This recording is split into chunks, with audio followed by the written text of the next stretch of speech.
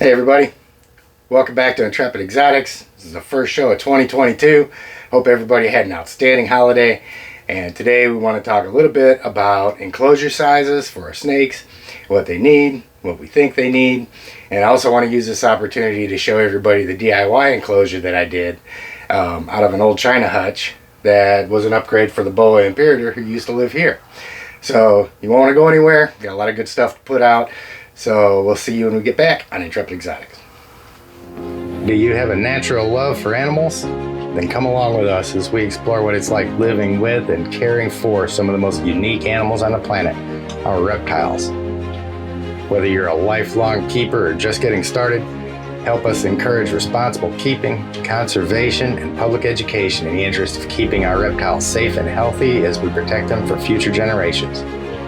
You're invited to spend time with us as we experience these awesome animals together on Intrepid Exotics.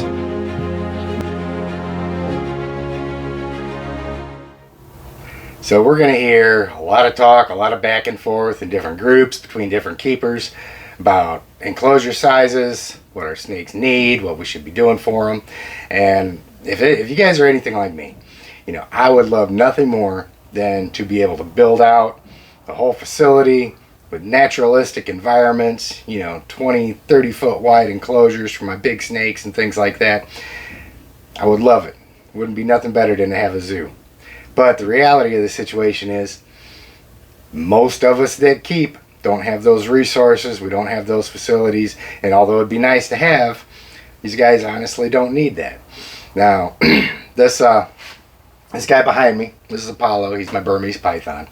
I wanted to show you his enclosure. And anybody that's been doing this for a little while, if you've been into reptiles, if you've done any research on your Burmese, your reticulated pythons, rock pythons, anacondas, things of that nature, we all know that we're going to get them. They're going to be small if we get them as hatchlings, and they're going to grow up to be monsters. And it just means that we've got to be prepared to upgrade these guys. And that all ties into what we're talking about today. When do we need to upgrade them? What do we need to look for? And because it can be kind of hard sometimes, because we all do want to provide the best life we can for our animals, but at the same time we've all got to work within our means and be reasonable about it too. Easy for me to say, right? So the reason why I came over here is, one, Apollo he's lonely. I've had him out once today, had to clean his enclosure, and of course he wants to come back out. He's always right here. So Apollo's enclosure here. He is right around a 12-foot Burmese python. He's a male, 40, 45 pounds, something like that. And this enclosure is 8 foot long. It's about 30 inches deep and 24 inches high. And as you can see, I've got room in there for his basking platform, and I keep his water bowl over here on the other side. And the things that he needs to stay comfortable is, it's just like the retic below him, the other retic I've got over here that I'll show you again in a second, is they need to have the right temperatures. They need to have a basking temperature, and then more often than not, they'll want to cool themselves off at times too, so you've got to be able to provide that gradient. And that's why I started putting basking platforms in there, because it gives them a wider gradient that they can have. I use radiant heat panels on all of these. This one, I want to say it's 140 watt in my 8 foot enclosures. And this basking platform with thermostat, I've got the thermostat probe set on the side, and it's set to his basking temperature, which is between 85 and 90 degrees. So when he wants to be at his warmest, he can come up just like he's doing now, sitting up here on the platform, gets him closer to the heater. If he wants to cool off a little bit, he comes down underneath there. And then of course he's got the other side of the enclosure that he'll go to when he wants to cool off. So the enclosure is big enough for him to thermoregulate for himself. He's got a big enough water bowl over here, or believe it or not, and I'll show you because my retic is actually in a water bowl right now. Even a water bowl that size, these guys can still get into it. And my female retic loves it. Like a week before she starts going in the shed, she'll just sit there and soak in her water bowl the whole time. It's her jacuzzi. She loves it. But this snake, when I first got him, is in the enclosure that I'm going to take you over and show you right now. Now this enclosure right here, this is the one that when I got Apollo, the person that he came from, I bought the enclosure and everything, the whole setup, him and his house. This one right here is 4 foot wide. It's 12 inches high and about 24 inches deep. So of course, this is a big difference. It's less than half the size of the one that's over there. So of course, it just kind of demonstrates, you know, when you get these guys and they're hatchlings, you know, what you can get away with keeping them in for a little while. And then sooner rather than later, the 8 foot enclosures are coming, the 10 foot to 12 foot enclosures, depending on what you've got. Now, the one that's in here now, this is the one, it's the one that Apollo came in. I moved him over to his 8 footer a long time ago. I got a Boa Imperator Charlie who went in here for a while, and he outgrew that really quickly. As a matter of fact, it was pretty much too small for him when I got him, in my opinion. It wasn't harmful to him small, but he just, in order for him to be comfortable, I needed more space. But I kept him in there while I was looking around trying to find the piece of furniture that I needed to make him the bigger enclosure. And once I did that, which I'll take you upstairs here and show you in just a second, once I was able to get him moved out of that, of course, now my female Burmese goes into here. And here in another year or two, you know, we'll be in talks on another video or something, and I'm going to be showing you a 14 foot female Burmese and, you know, point out this is the enclosure that she started in. This is the 8 or 10 footer that she's in now. Now, one reason why I wanted to use her as an example is we talk about, some people will say snakes need all of this space, these are big animals and they need all this room to move around and stuff like that. And to some degree, I agree with that. And the reason that this whole thing works, in my opinion, is that my snakes come out on a regular basis. All of my snakes get handled. They all come out. They come out to stretch their legs, to roam around and things like that. They do not stay in their enclosures 24/7, 365. Any chance that I get, I'm taking my animals out. You know, when we look at how they act in the wild, when you look at most snakes, you're going to find them, if they're not hunting, they're either hiding someplace, digesting a meal because they're vulnerable and they're you know, metabolizing their meal, or they're, you know, regulating their body temperature, which consists of either getting out in the sun, sitting on a rock, or if they're cooling off, like these guys will do, moving to the other side of their enclosure, they're, you know, in a hide someplace. And the places where these animals hide aren't necessarily all that big. I mean, in a lot of cases, the tighter the quarters are, the more comfortable and more secure they feel. Now this enclosure for my little Burmese right here is plenty big enough for her. She's got hides, hot and cold sides. She's got all kinds of stuff to run around on and so forth. And she ate 5-6 days ago, so she's still at a point. And it's really funny because she's actually peeking at me from underneath the newspaper. That's her new favorite place to be. All these hides here, and she just decides to tuck up underneath the paper. But I'll show you how big she is. Yeah, you guys that have watched my other videos have seen her before. And oh, somebody's getting ready to shed. That's why you're just hiding. Yeah, come on, don't be mad.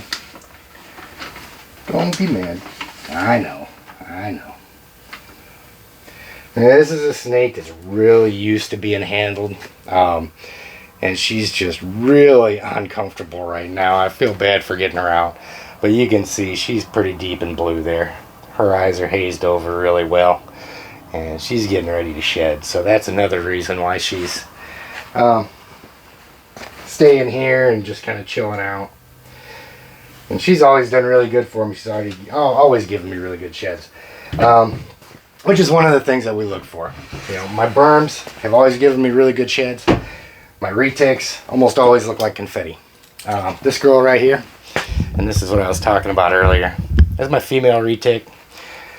She is, she's 13 feet, and that's where she's been the last couple days. Just curled up in her water bowl. She's getting ready to shed as well. So that little extra extra moisture and extra humidity and so forth makes it more comfortable for her. The last time she shed, she was in that water bowl for 2 weeks straight. Came down here one day, she had shed bits and pieces all over the place. So you can't always gauge, you know, appropriate humidity levels and stuff like that by the shed. You cannot get any more humid than soaking in a water bowl for 2 weeks. And she still had, you know, partial shed. Retakes are just known for that. So we talk about enclosure sizes. It applies to our lizards as well. Yeah, this Nile monitor in particular, water monitors, rhino iguanas, yeah, normal iguanas, so many of the lizards that we're going to get, you know, we may get them from breeders as hatchlings and things like that, and it doesn't take them very long to get pretty sizable. When I first got this guy, he was this long, tip of his tail to the tip of his nose. He's just a baby, and now he's pushing 5 feet long. So his enclosure's gotten a couple upgrades. He's been moved a couple times. Plus I had to build this bathtub into it for him. I guess you're coming out now, huh?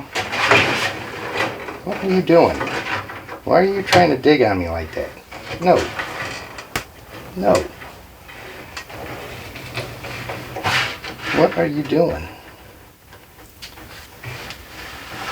Why are you being crazy? No, you can't rip up the shirt.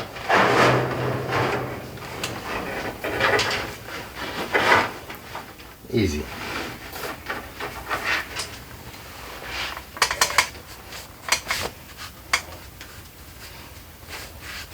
So somebody's feeling himself today.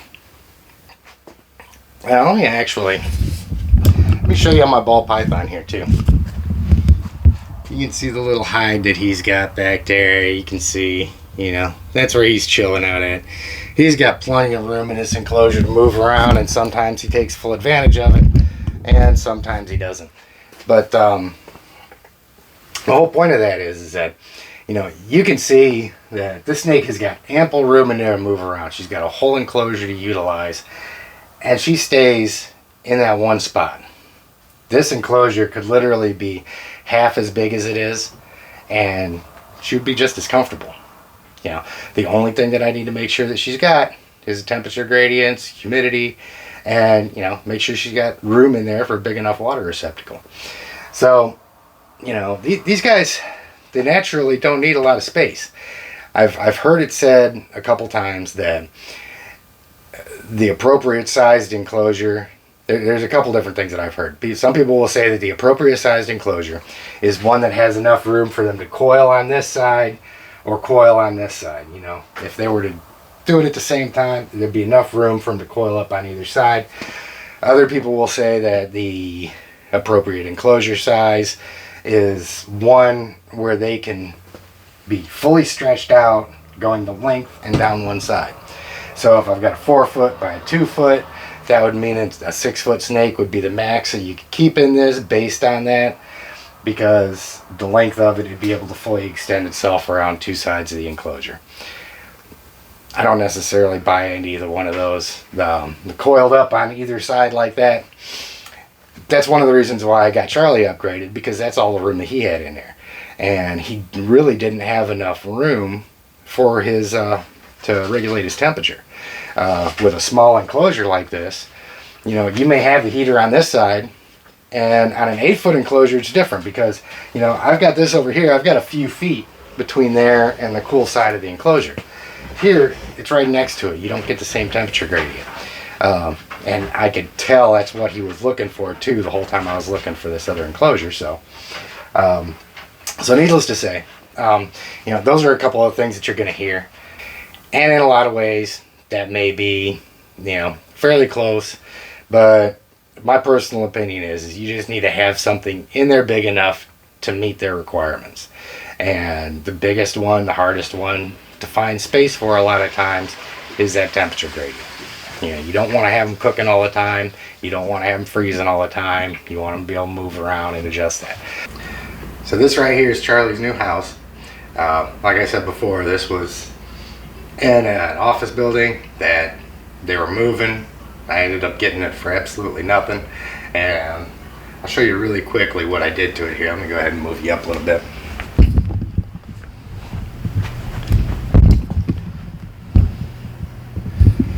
So when I got this thing, all of these doors, the panels were solid, and Charlie's in there right now. We're gonna take him out in a minute because he left me a surprise. But all it amounted to was just, I think you should be able to see that.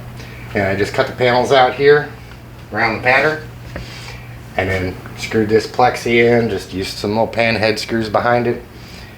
Screwed that thing in there, that's perfectly fine. We close the doors up. It's got the little tension springs on it to hold it in place, but that's not enough to hold the snake in. So I've just got some latches right here, and you know, door's secure.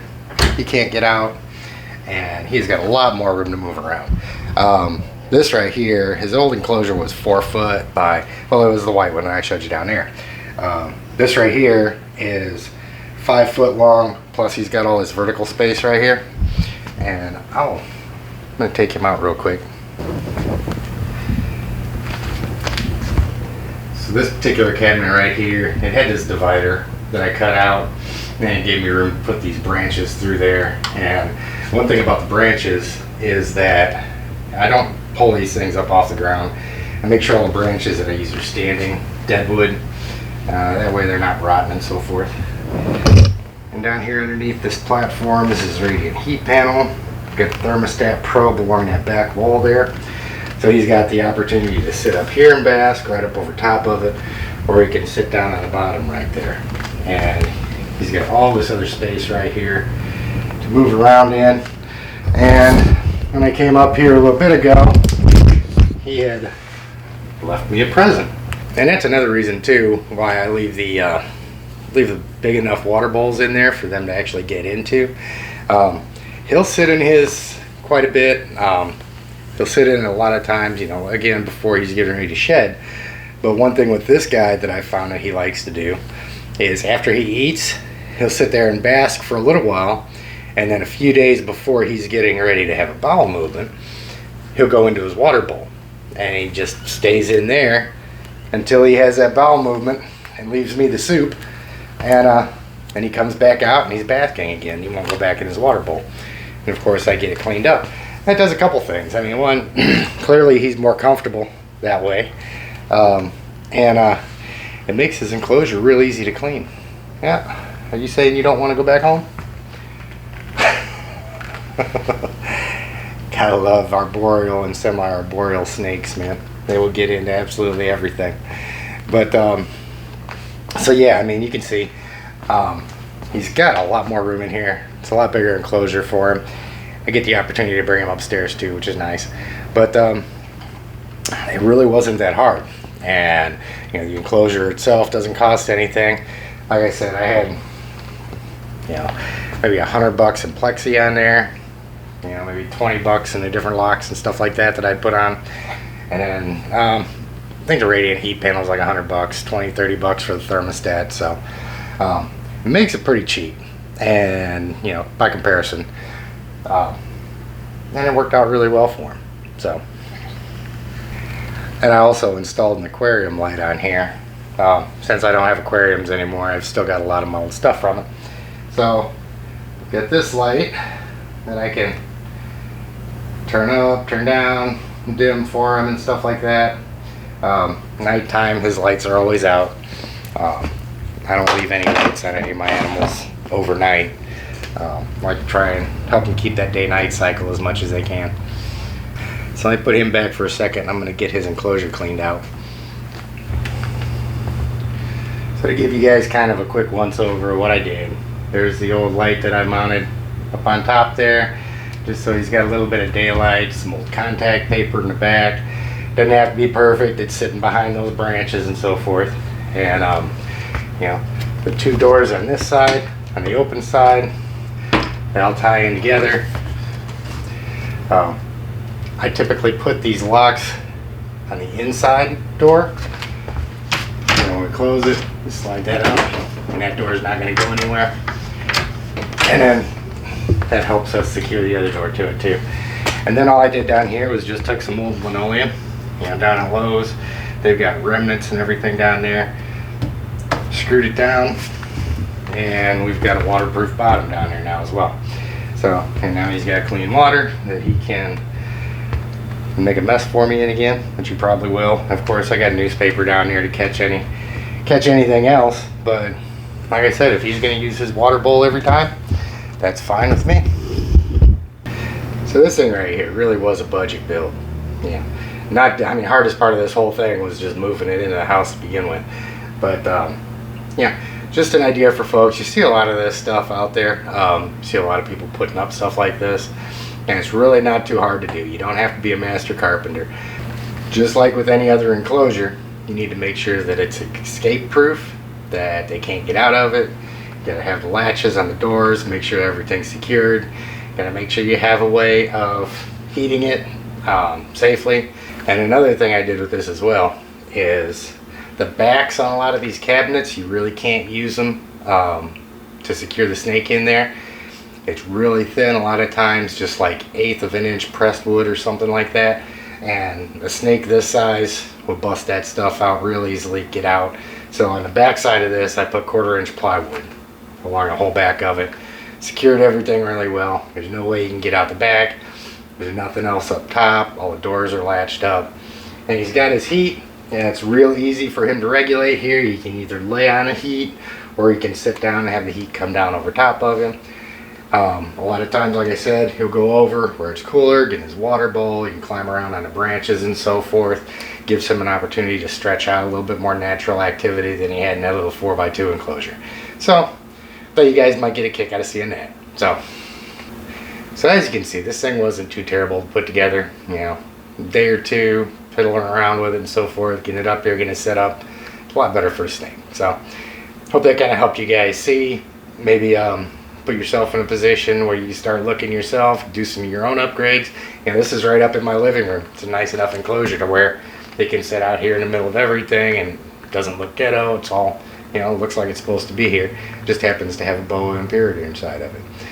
So don't forget, guys, get down, smash the like button, get subscribed to the channel, and get notified when new stuff comes out. I'm going to do at least one video a week. I'm going to try and step it up a little bit more here now that the holidays are over with. But we're going to at least get one out a week, hopefully more. So I will see you guys next time on Intrepid Exotics.